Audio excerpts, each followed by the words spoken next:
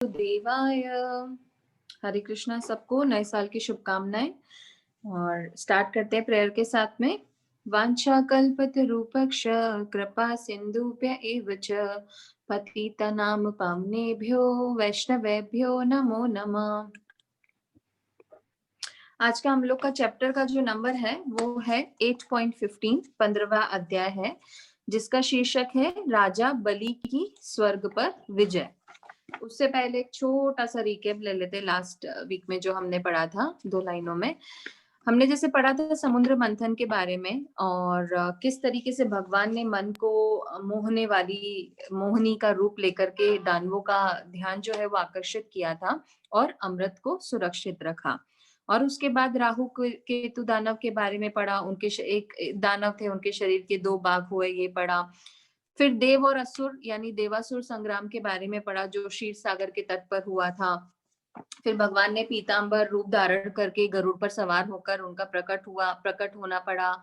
मोहिनी रूप को देखकर जैसे महादेव मोहित हो गए थे, तो ये भगवान ने इसलिए ही करा था ताकि वो महादेव शंकर का संकल्प सिद्ध कर सकें। फिर हमने मनुपुत्र, सप्तऋषि, देवता, इन सब के बारे में पढ़ा। अब आज जो हमारा चैप्टर है वो हम पढ़ेंगे राजा बलि के बारे में। राजा बलि की मृत्यु हो चुकी थी, लेकिन फिर से वो पुनर्जीवित हो गए। वो कैसे जीवित हुए, और इस चैप्टर में देवताओं की राजधानी अमरावती के बारे में भी हम लोग पढ़ेंगे कि अमरावती एक ऐसी सुंदर पुरी है, एक ऐसी सुंदर जगह है। सुंदर होने के साथ साथ में ऐसी पावन जगह जहाँ पर दोष रहित लोग ही जा सकते हैं। जिनमें तनिक भी दोष नहीं होता है, वो ही लोग वहां पे रह सकते हैं। किसी के मन में थोड़ा सा भी दोष हो, लोभ हो, ठग हो, तो ऐसा व्यक्ति वहां पे नहीं जा सकता है। और वहां पे रहने वाली स्त्रियों की आयु हमेशा सम रहती है। तो बहुत इंटरेस्टिंग चैप्टर है। आइए इसको पढ़ते हैं। राजा परीक्षित पूछते हैं, भगवान श्री हरि स्वयं ही सबके स्वामी हैं, फिर उन्होंने दीनहीन की बाती राजा बलि से 3 पग पृथ्वी क्यों मांगी, तथा जो कुछ वे चाहते थे उन्हें मिल जाने पर भी उन्होंने बलि को बांधा क्यों। मेरे हृदय में इस बात का कौतूहल है कि स्वयं परिपूर्ण यज्ञेश्वर भगवान के द्वारा याचना और निरपराध का बंधन, ये दोनों कैसे संभव हुए, हम इसे जानना चाहते हैं। अब सुखदेव जी स्टोरी बता रहे हैं आगे कि राजा बलि ने स्वर्ग पे कैसे विजय प्राप्त करी। जैसे हमने पढ़ा था कि इंद्र ने बलि को पराजित कर दिया था और उनकी संपत्ति छीन ली थी, और इंद्र ने उनके प्राण भी ले लिए थे। अब उसके बाद में इंद्र ने जब राजा बलि के प्राण ले लिए थे, तब भृगुनंदन शुक्राचार्य ने अपनी संजीवनी विद्या से उन्हें जीवित कर दिया। अपनी विद्या के द्वारा राजा बलि को जीवित कर दिया। इस पर शुक्राचार्य जी के शिष्य महात्मा बलि ने अपना सर्वस्व उनके चरणों पर चढ़ा दिया। वे तन और मन से गुरु जी के साथ ही समस्त भृगुवंशी ब्राह्मणों की सेवा करने लगे। जब वो जीवित हुए तो उन्होंने ब्राह्मणों की सेवा करना चालू करा, और उनको क्या पुण्य आगे मिला वो बता रहे हैं। इससे प्रभावशाली भृगुवंशी ब्राह्मण जो थे वो उनके ऊपर बहुत प्रसन्न हो गए, और उन्होंने स्वर्ग पर विजय प्राप्त करने की इच्छा वाले बलि का महाअभिषेक की विधि से अभिषेक करके उनसे विश्वजीत नाम का यज्ञ कराया। जब उन्हें पता चला कि बलि की इच्छा है स्वर्ग जीतने की, तो उनसे जो यथाचोत जो उनका यज्ञ कराना था, विश्वजीत नाम का यज्ञ, वो उनसे कराया। यज्ञ की विधि से हविष्यों के द्वारा जब अग्नि देवता की पूजा की गई, तब यज्ञ कुंड में से सोने की चद्दर से मड़ा हुआ एक बहुत बड़ा सुंदर रथ निकला। फिर इंद्र के घोड़ों जैसे हरे रंग के घोड़े और सिंह के चिन्ह से युक्त रथ पर लगाने वाला ध्वजा निकली। मतलब ऐसा लगा जैसे कि रथ, जैसे इंद्र का जो रथ था उसी तरीके से रथ निकला, और उसमें जैसे हरे रंग के घोड़े थे उस तरीके के घोड़े भी निकले, और सिंह के चिन्ह युक्त रथ पर लगने वाला जो झंडा होता है, ध्वजा, वो भी निकला। साथ ही सोने के पत्र से मड़ा हुआ दिव्य धनुष, कभी खाली न होने वाला अक्षय तरकस और दिव्य कवच भी प्रकट हुए। जब हवन करे तो ये सब चीजें प्रकट हुई। दादा प्रहलाद ने उन्हें एक ऐसी माला दी जिसके फूल कभी भी कुम्हलाते नहीं थे, तथा शुक्राचार्य ने उन्हें शंख दिया। जब वो उनका यज्ञ हो रहा था तो सबने अपनी अपनी तरफ से उन्हें कुछ न कुछ दिया। इस प्रकार ब्राह्मणों की कृपा से युद्ध की सामग्री प्राप्त करके उनके द्वारा स्वस्ति वाचन हो जाने पर राजा बलि ने ब्राह्मणों की प्रदक्षिणा की और उन्हें नमस्कार किया। इसके बाद उन्होंने प्रहलाद जी से संभाषण करके उनके चरण कमलों में नमस्कार किया। फिर भी भृगुवंशी ब्राह्मणों के दिए हुए दिव्य रथ पर सवार हुए।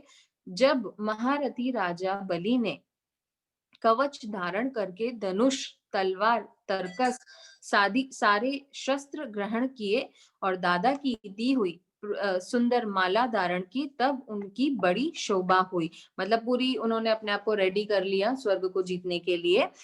उनकी भुजाओं से बाजूबंद और कानों में मकराकृति कुंडल जगमगा रहे थे। उनके कारण रथ पर बैठे हुए वह इस तरीके से सुशोभित हो रहे थे मानो अग्नि कुंड में से अग्नि प्रज्वलित हो। मतलब वो इतने चमक उनमें थी कि ऐसा लग रहा था कि अग्नि कुंड से अग्नि प्रज्वलित हो रही है। उनके साथ ही उन्हीं के समान ऐश्वर्य, बल और विभूति वाले दैत्य सेनापति अपनी अपनी सेना लेकर हो लिए। ऐसा जान पड़ता था मानो आकाश को ही पी जाएंगे और क्रोध भरे प्रज्वलित नेत्रों से समस्त दिशाओं को, क्षितिज को भस्म कर डालेंगे। उनमें इतना तेज आ गया था स्वर्ग को जीतने का, उन्होंने इतना दृढ़ निश्चय कर लिया था कि उन्हें स्वर्ग जीतना ही है और उनके सामने सारी शक्तियां बहुत कमजोर दिख रही थी। राजा बलि ने इस बहुत बड़ी आसुरी सेना को लेकर उसका युद्ध के ढंग से संचालन किया और आकाश और अंतरिक्ष को कपाते हुए सकल ऐश्वर्यों से परिपूर्ण इंद्रपुरी अमरावती पर चढ़ाई करी। अब अमरावती जैसे बताया कि अमरावती बहुत बहुत ही सुंदर पुरी है। उसका वर्णन यहाँ पे आगे किया गया है कि वो कैसे दिखती है, कौन कौन लोग उसमें रहते हैं, किस तरीके के लोग रहते हैं। देवताओं की राजधानी अमरावती में बड़े बड़े सुंदर नंदन वन आदि उद्यान और उपवन हैं। उद्यानों और उपवन में पक्षियों के जोड़े चहकते हैं। मधुर लोभी भौरे मतवाले होकर गुनगुनाते हैं। लाल लाल नए पत्तों, फलों, पुष्पों से कल्प वृक्षों की शाखाएं लदी रहती हैं। वहां के सरोवर में हंस, सारस, बतखें की भीड़ लगी रहती है। उन्हीं में देवताओं के द्वारा सम्मानित देवांगनाएं जल क्रीड़ा करती है। ज्योतिर्मय आकाश गंगा ने खाई की बाती अमरावती को चारों ओर से घेर रखा है। उसके चारों ओर बहुत ऊंचा सोने का परकोटा बना हुआ है, जिसमें स्थान स्थान पर बड़ी अटारियां बनी हुई हैं। सोने के किवाड़ द्वार द्वार पर लगे हुए हैं। स्फटिक मणि के गोपुर हैं, यानी नगर के बाहरी फाटक हैं, उनको गोपुर कहते हैं। उसमें अलग अलग बड़े राजमार्ग हैं। स्वयं विश्वकर्मा ने ही उस पुरी का निर्माण किया था। सभा के स्थान, खेलने के चबूतर, रथ चलने के बड़े बड़े मार्गों से वह शोभायमान है। वह इतनी बड़ी है कि वहां पे 10 करोड़ विमान हमेशा विद्यमान रहते हैं। मणियों के बड़े बड़े चौराहे एवं हीरे और मूंगे की वेदियां बनी हुई है। वहां की स्त्रियां हैं, वहां की जो स्त्रियां हैं हमेशा 16 वर्ष की सी रहती हैं। उनका सौंदर्य स्थिर रहता है। वे निर्मल वस्त्र पहनकर अपने रूप की छटा से इस प्रकार देदीप्यमान होती हैं जैसे ज्वालाओं से अग्नि। देवांगनाओं के जोड़े से गिरे हुए नवीन सौगंधित पुष्पों की सुगंध लेकर वहां के मार्गों में मंद मंद हवा चलती है, मानो जैसे स्वर्ग के बारे में ही बता रहे हो। सुनहली खिड़कियों में से अगर की सुगंध से युक्त सफेद धुआं निकलकर वहां के मार्गों को ढक दिया करता है। उसी मार्ग से देवांगनाएं आती जाती हैं। स्थान स्थान पर मोतियों की झालरों से सजाए हुए चंदोवे तने रहते हैं। सोने की मणिमय पताकाएं फहराती हैं, छज्जों पर अनेक झंडियां लहराती हैं, मोर, कबूतर, भौरे, कलगान आदि करते रहते हैं। देवांगनाओं के मधुर संगीत से वहां सदा ही मंगल छाया रहता है। मृदंग, शंख, ढोल, वीणा, मंजीरे आदि बजती रहती हैं। गंधर्व बाजों के साथ गाया करते हैं और अप्सराएं नाचा करती हैं। इनसे अमरावती इतनी मनोहर जान पड़ती है, मानो अपनी छटा से छटा की अधिष्ठाती देवी को भी जीत लिया हो। उस पुरी में अधर्मी, दुष्ट, जीवद्रोही, ठग, मानी, कामी और लोभी व्यक्ति, ये पंचविकार युक्त जो लोग होते हैं वो वहां पे जा ही नहीं सकते हैं। जो इन दोषों से रहित हैं वे ही वहां पर जा सकते हैं। असुरों की सेना के स्वामी राजा बलि ने बहुत बड़ी सेना से बाहर की ओर सब ओर से अमरावती को घेर लिया था। जैसे अमरावती का इतना वर्णन बताया गया है, तो राजा बलि ने जब चढ़ाई करी थी और जब वहां पहुंचे तो अमरावती को चारों ओर से घेर लिया। इंद्र पत्नियों के हृदय में भय का संचार करते हुए उन्होंने शुक्राचार्य जी के दिए हुए महान शंख को बजाया। जब शुक्राचार्य जी ने जो उनको शंख दिया था तो उन्होंने शंख को बजाया, जैसे मतलब युद्ध का उन्होंने ऐलान कर दिया और उस शंख की ध्वनि जो है वो सर्वत्र फैल गई। इंद्र ने देखा कि बलि ने युद्ध की बहुत बड़ी तैयारी कर रखी है, अतः सब देवताओं के साथ वे अपने गुरु बृहस्पति जी के पास गए। सबको पता है कि इंद्र के जो गुरु थे बृहस्पति जी थे। जब उनको इंद्र ने देखा कि राजा बलि आए हैं, पूरी तैयारी के साथ आए हैं और उनको लग रहा था कि अब वो इसको पुरी को जीत के ही जाएंगे, तो उन्होंने अपने गुरु से प्रश्न पूछना उचित समझा और वो बृहस्पति जी के पास में गए। उनसे पूछा, भगवान, मेरे पुराने शत्रु बलि ने इस प्रकार इस बार युद्ध की बहुत बड़ी तैयारी कर रखी है।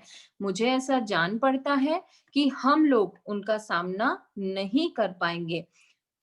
पता नहीं किस शक्ति से इतनी बड़ी उनकी इतनी बढ़ती हो गई है। मतलब इंद्र जो है वो आश्चर्य कर रहे हैं कि ऐसा क्या उनको मिल गया है कि राजा बलि इतने स्ट्रांग हो गए हैं और वो स्वर्ग को जीतने के समान दिखते हैं। तो अब आगे बोलते हैं, मैं देखता हूँ कि इस समय बलि को कोई भी किसी भी प्रकार से रोक नहीं सकता है।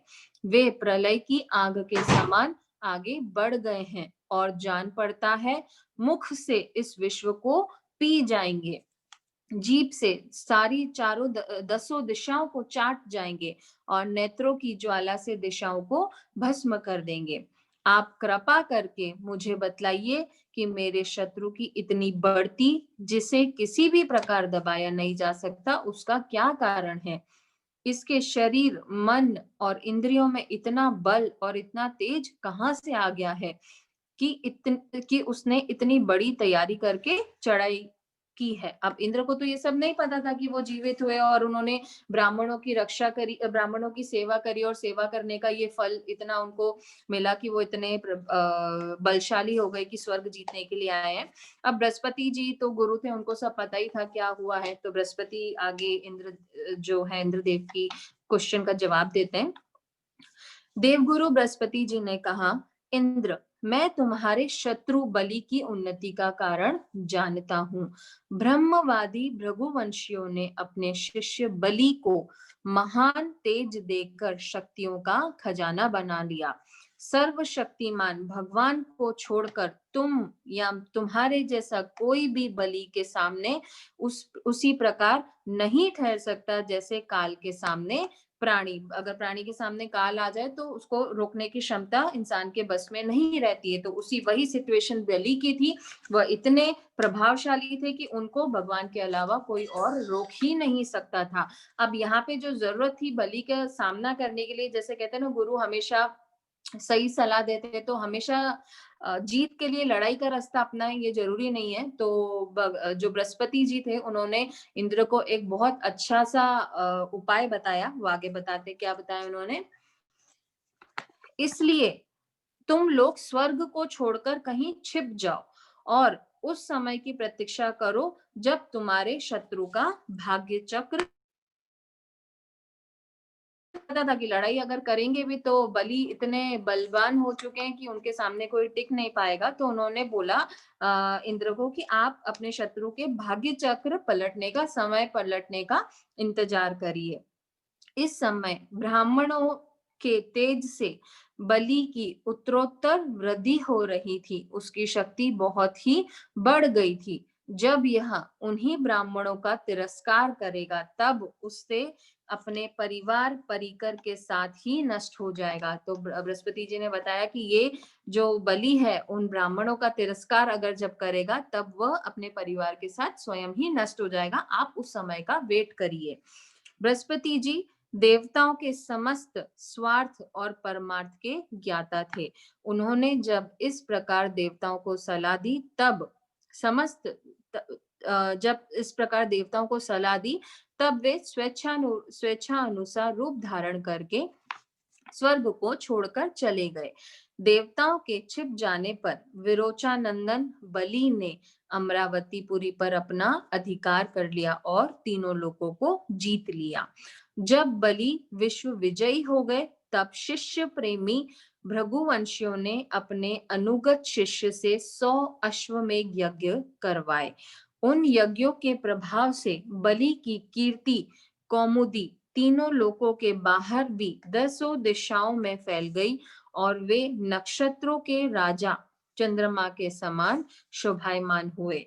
ब्राह्मण देवताओं की कृपा से प्राप्त समृद्ध राज्य लक्ष्मी का वे बड़ी उदारता से उपभोग करने लगे और अपने को कृतकृत्य सा मानने लगे। तो ये चैप्टर यहाँ पे खत्म होता है। जैसे भगवत गीता में भी एक श्लोक आया था पहले 17.14 का, जब हम श्लोक मेमोराइज करते थे तो कोइंसिडेंसली आज आ गया, तो पढ़ के सुनाते। ये कहीं ना कहीं इस चैप्टर से रिलेटेड है।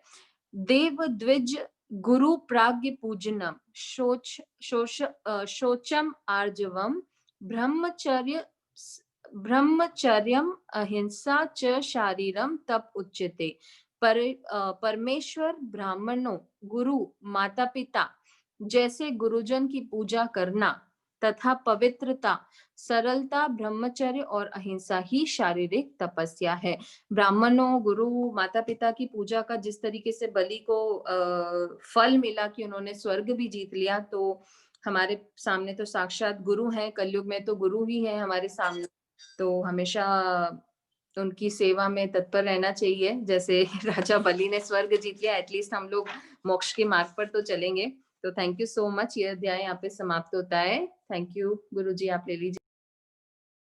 भगवते वासुदेवाय, ओम नमो भगवते वासुदेवाय। थैंक यू विधि माता जी, बहुत अच्छा आपने ये श्लोक पढ़ा। लास्ट में जो श्लोक बता रहा है कि परमेश्वर यानी भगवान की, ब्राह्मणों की, गुरु की, माता पिता की और गुरुजनों की पूजा करना तथा पवित्रता, सरलता और ब्रह्मचर्य और अहिंसा ही शारीरिक तपस्या है। अहिंसा यानी किसी का मन कर रहा है नॉनवेज खाने का तो वो नहीं खाता है, तो ये हो गई अहिंसा। हिंसा नहीं करता है, भले काटता नहीं है लेकिन खाता है, तो वो भी अहिंसा हिंसा होती है। तो अहिंसा शब्द आया। और उसके बाद में सरलता, सरलता बहुत ज्यादा जरूरी है। लेकिन इसमें एक खास बात थी, क्या था कि बलि के बारे में जो बताया कि बलि ने जब, क्यों उसके पास शक्ति आई, कहाँ से आई, उसने ब्राह्मणों की, गुरुओं की, संतों की, भक्तों की, जब हम आश्रय लेते हैं, सत्संग का आश्रय लेते हैं, भक्तों का, गुरुओं का, संतों का, तो हमारा तेज बल जाता है, भर जाता है, बल भर जाता है। परंतु उन्हीं का तिरस्कार करने पर सब नष्ट भी हो जाता है, परिवार सहित। इसमें ये बात बिल्कुल क्लियरली आ गई। ठीक है, तो यहाँ पर क्या है कि जब आपके हृदय में भगवान बैठे हैं, जब आपके हृदय में ईश्वर है, लेकिन मनुष्य क्या करता है, ईश्वर को जानता नहीं है, तो इसलिए ईश्वर प्राप्ति करना उसे कठिन लगने लगता है ना। जीने की इच्छा है, आप नहीं करेंगे तो भी आपको जीना पड़ेगा। करने की इच्छा है, आप कोई काम नहीं करेंगे तो भी कर्म करना पड़ेगा। खाने की, पाने की इच्छा है, कुछ नहीं चाहेंगे तो भी मिलेगा, है ना। तो ये तीन चीजें शरीर में है। ममता, ममता होती है ना शरीर में, तो जीने की इच्छा होती है, करने की इच्छा होती है, पाने की इच्छा होती है। तो एक महात्मा ने क्या किया, एक महात्मा अपनी मस्ती में जा रहे थे, दुनिया की पड़ी नहीं थी चिंता। एक साधु थे और अपनी महात्मा अपनी चाल से ही चले जा रहे थे। एक राजा उनको देख रहा था, कहीं खड़ा था महल के ऊपर से टिकटिकी लगा के देख रहा था कि ये कैसा मस्त महात्मा है, छोटी सी झोपड़ी में रहता है वो संत, चाल ऐसी कि बड़े बड़े चरणों में पड़ जाएं, है। मंत्री को भेजा कि मंत्री तुम जाओ, और राजा ने भेजा कि जाओ और इसको, ये महाराज को लेके आओ, ये जो संत जा रहे हैं इनको लेके आओ। राजा ने महात्मा को देखा और महात्मा के दर्शन किए, है ना, मिलने का उनसे भाव आया, क्योंकि अंदर तो सद्भाव था ना, अंदर जो उसके था राजा के, वो सद्भाव था ना, तो गुरु से, तो है ना, गुरु से मिलने का उसका मन हो गया, और वो मिलने के लिए, कुभाव होता है तो कुदर्शन होता है, और स्वभाव होता है तो सुदर्शन का मन होता है।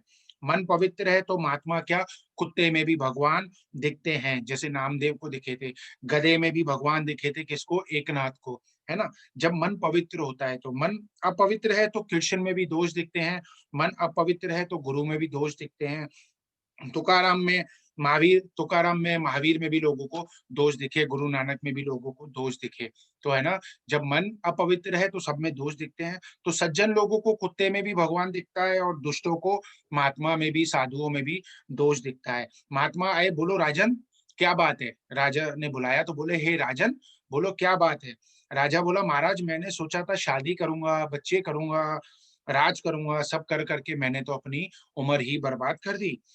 अब बेटा, बहू, बेटी, जमाई बाहर से तो मेरे हैं, लेकिन बेटा तो बहू का है, बेटी तो जमाई की है, और मेरा शरीर बुरा हो गया, मैं तो मौत की तरफ बढ़ता जा रहा हूँ दिन बर दिन, और राज करने में भी कुछ नहीं मिला। सोचा था खूब पढ़ेंगे, ग्रेजुएट करेंगे, पढ़ाई लिखाई करेंगे, सब करा, लेकिन बाबा वो तो उच्च शिक्षा नहीं है, वो तो नीच शिक्षा है, नीच विचारों को पोषने की शिक्षा है। वो उच्च शिक्षा कैसे हो सकती है? उच्च शिक्षा तो महात्माओं के पास, संतों के पास है, भगवान के पास है। उच्च शिक्षा तो शास्त्रों में लिखी है। जो सुख में कुत्ते की तरह लालायित कर दे, कुत्ता भी जलेबी देख के पूंछ हिलाता है, वैसे हम भी काम विकारों को देख के उसके पीछे पीछे भागते हैं। कौन कह रहा है? वो राजा कह रहा है। उच्च शिक्षा तो वह हुई कि स्वर्ग की अप्सरा भी हमें लालायित न कर सके।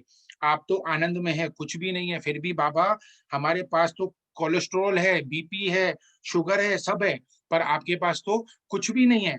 हम देख के लोग डरते हैं, और हमको देख के लोग डरते हैं, और आपको देख के लोग आपके दर्शन को तरसते हैं। बाबा जी मैं आपला प्रणाम करूं, माझा गुरु मावली, मी दंडवत करतू। वो सर सबका सब कह रहा है अपने गुरु को, सांगा गुरु महाराज मैं आपला दंडवत कर लूं। बाबा बोले अरे भगवत प्राप्ति कठिन नहीं, तुझे भी मिलेगी। संसार में मिलता तो क्या मिलता, सिर्फ धोखा ही धोखा मिलता। एक भगवान ही सच्चा साथी है, जो कि मिल जाए तो बेड़ा पार हो जाए। पहले बोलती प्राणनाथ और बाद में अनाथ कर देती है। पहले बोलते चंद्रमुखी और बाद में कहते ज्वालामुखी, शादी से पहले। ठीक है, सिर्फ भगवान का मिलना ही सरल है। राजा बोला मैं तो बहुत पापी हूँ। बाबा बोले अरे ऐसा मत सोचना, तेरे घर पे संत, तेरे घर पे महात्मा आ गए, तुझे संत का दर्शन हो गया तो तेरे पाप भी कट जाएंगे। बस दोष दृष्टि को ठीक कर ले, दोष दृष्टि मत रखना।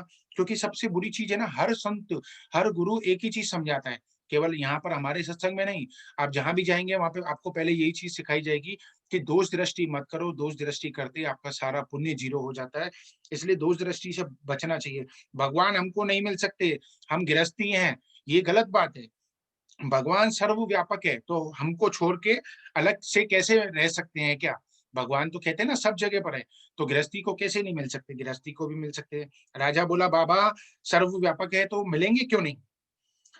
बाबा बोले क्योंकि तुम तड़पते नहीं हो इसलिए मिलते नहीं है। तुमको तड़प नहीं है, तुमको केयर नहीं है, तुमको रिस्पेक्ट नहीं है, इसके लिए मिलते नहीं है, है ना।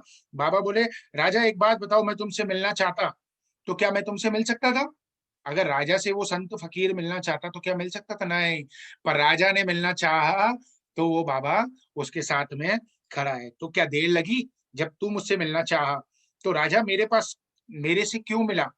क्योंकि मेरे को इसकी उसकी किसी की परवाह नहीं है, किसी दृश्य को देखने की बुद्धि नहीं है, इसके लिए तू मुझसे मिला। कोई लालच नहीं है, कोई स्वार्थ नहीं था। तो जिसको बाहर के नकली खिलौनों में जिसकी वृत्ति नहीं होती, उसको तो राजा के राजा, महाराजा का महाराजा भगवान भी मिल मिल लेते हैं। किसको मिल लेते हैं? उसको मिल लेते हैं जिसको कोई वृत्ति नहीं होती। साधारण आदमी राजा से मिलना चाहे तो मुश्किल है। हम नंगे पैर वाले, बाबा देखो जूता भी नहीं है मेरे पैर में, वो संत दिखा रहे हैं कि मेरे पैर में जूता भी नहीं है। तुम हमसे मिलना चाहते क्यों? क्योंकि तुम्हारे दर्शन, तुम्हें तुम्हें दर्शन से शांति होती, क्योंकि हम दुनिया की किसी वस्तु से आसक्ति नहीं रखते, इसलिए तुम हमारा दर्शन करके शांति लेना चाहते हो, हैं? तो तुम अपनी आसक्ति मिटाओ तो भगवान भी प्रकट होगा और तुम्हारे दर्शन से दूसरों को भी आनंद मिले, अपने आप को ऐसा बनाओ। राम जी से स्कूल में पढ़े, इक्ष्वाकु राजा बैठे थे, है। तो यहाँ पर वहाँ पर इक्ष्वाकु राजा बैठे थे उनके दर्शन के लिए, जहाँ पर जिस स्कूल में राम पढ़े थे, वो तो आगे अलग स्टोरी आ जाती है।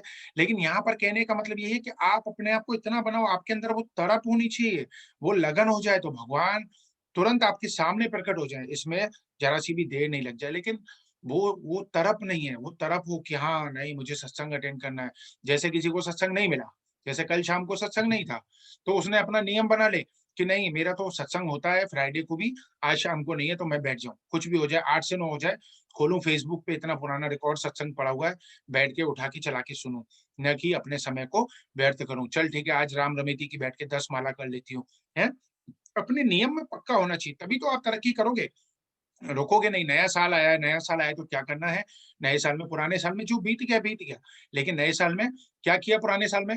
जब मन किया तब माला करी, कभी 4 माला, कभी 2 माला, कभी 8 माला, कभी 10 माला। नए साल में अपना नया नियम बनाओ कि नहीं मुझे कम से कम 10 माला रोज़ करनी है। ब्रह्म मुहूर्त में उठना है, चलो ब्रह्म मुहूर्त में नहीं उठ पाते, ओके कम से कम जो 3 संध्याएँ होती हैं वो करूँ। 6 बजे वाली, 12 बजे वाली, शाम को 6 बजे वाली, ये 3 संध्याएँ अपनी बैठ के आधे-आधे घंटे की करूँ। इसमें 4-4 मालाएँ 3 टाइम में करूँ। फिक्स करूँ अपने आप को, हर चीज़ को समय देते हैं ना, तो भगवान को समय देंगे, तो भगवान भी हमारे सामने प्रकट हो जाएँगे। लेकिन कब हो जाएँगे? देखो भगवान हमसे मिलने कब आएँगे? भगवान हमको दर्शन कब देंगे? जब हमको भगवान के लिए तड़प होगी। राजा को तड़प थी उस साधु से मिलने के लिए, तो राजा आया, लेकिन वो साधु चाहता मिलने के लिए राजा से, तो नहीं मिल सकता था। ज़ाहिर-सी बात है उसे एंट्री भी नहीं देते वो सेवक, लेकिन खुद सेवक आए लेने के लिए, चलो महात्मा आपको राजा ने बुलाया है। तो ऐसी परिस्थिति हमको बनानी है, इतना कॉन्फिडेंस हमें हो कि भगवान हमारे लिए है। है कॉन्फिडेंस सबको है, जितने यहाँ पे बैठे हुए हैं अभी, 25 लोग दिखाई दे रहे हैं, 25 के अंदर जो फैमिली वाले भी बैठे हैं 2-2 3-3 सबको अपने अंदर कॉन्फिडेंस है कि भगवान सब सुनता है, भगवान सब देखता है, हर किसी को श्योर है और भगवान सबका ख्याल रखता है और भगवान भाव का भूखा है, ये सारी बातें सबको पता है। लेकिन वो तरफ भी तो भगवान देखता है ना, कि ये तरफ कैसे कर रहा है, ये सारे काम छोड़ के भी मेरे लिए समय निकाल रहा है। तो ये बहुत बड़ी बात होती है ना, कि हमने समय निकाला और समय निकाल के भी हमने भगवान को समय दिया, तो वो हमारे लिए क्या नहीं करेगा? तभी करेगा ना जब हम उसके लिए कुछ करेंगे। आज हम भी तो कर रहे हैं ना, लगे हुए ना, हम भी तो जा सकते थे। कल नया साल था, हम भी बाहर घूमने जा सकते थे। इतनी सारी आतिशबाजी हो रही थी, इतनी वीडियो आ रही थी, जा सकते थे। लेकिन नहीं, पहला पहला किसको दिया है प्रेफ़रेंस? भगवान को दिया है। तो भगवान हमको पहले प्रेफ़रेंस कैसे नहीं देगा? हर जगह पर देगा और सक्सेस तो देगा ही देगा और मिल भी रही है। आज काम नहीं भी होता है ना, तो भी टेंशन नहीं रहती। जॉब भी चली जाती है ना, नहीं रहती तो टेंशन नहीं रहती। बिल्कुल, किसी से माँगने नहीं जाते कि भैया तुम मुझे खिला दो। नहीं, नहीं, इतना कॉन्फिडेंस है, उसने पूरा का पूरा अरेंज कर रखा है और उसने पूरी की पूरी शक्ति दे रखी है, अपनी ताकत दे रखी है कि जिससे किसी के आगे माँगना नहीं पड़ता। तो वैसा हमको बनना है कि जैसे एक बच्ची बैठी थी प्लेन के अंदर में और आराम से नाश्ता कर रही है, प्लेन हिल रहा है, एकदम कोहरा पड़ रहा है, प्लेन डू-जू हिल रहा है। सब लोग डर रहे हैं कि प्लेन कहीं क्रैश नहीं हो जाए।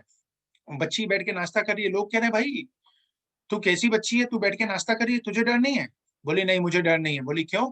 बोली, "क्योंकि प्लेन चलाने वाला मेरा पप्पा है, तो मुझे डर कैसा? वो खुद को बचाए नहीं बचाया पर मुझे ज़रूर बचाएगा।" है? तो ऐसा कॉन्फिडेंस होना चाहिए। जैसे वैसे काफ़ी लोग ऐसे होते हैं जो भक्ति नहीं कर पाते, लेकिन दिमाग में रहता है। एक श्लोक तो सबको दिमाग में आ गया है, एट लीस्ट यहाँ पे बैठे हुए सब लोगों को तो आ गया है, "अंत काले च मामेव" कि भगवान एंड में सुनते हैं।